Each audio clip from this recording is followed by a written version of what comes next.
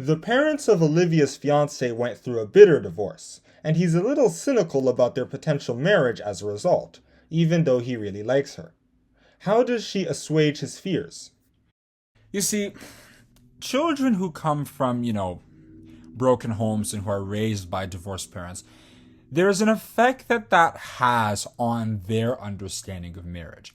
I mean, many decide right from that point that marriage just isn't for them. And while I believe they're wrong to think so, that decision is influenced by the negative way marriage was presented to them growing up.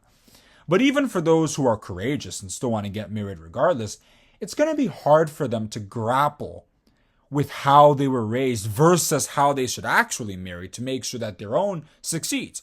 There is a really important reason why King Solomon said in Proverbs chapter 22, verse 6, train up a child in the way he should go, and when he is old, he will not depart from it.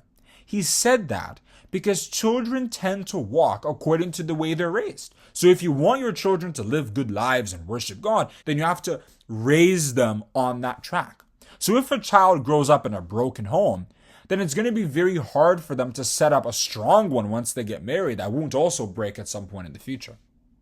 But I mean, the guy didn't get to choose whether to live in a broken home or not. So wouldn't that be unfair? I'm not here to discuss fairness or unfairness. This is just the truth. It's like saying people born in war-torn countries will enjoy the same kind of peace that people born in stable countries will enjoy. It just isn't the case.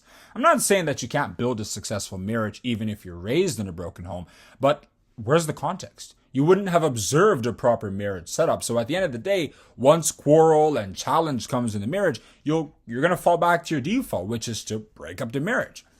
The only way you can break free from that is if you're a very strong Christian who understands why God instituted marriage in the first place. This can happen if God blesses you with the Holy Spirit so that your brain becomes rewired, according to Romans chapter 12, verse 2. In that situation, you'll be able to actually see beyond your parents' failure at marriage and still see its value and importance. And that's why you see sometimes children of uneducated parents who don't care much for education can still become very educated. It's not as likely, but it can happen if the child comes to discover the value of education on their own.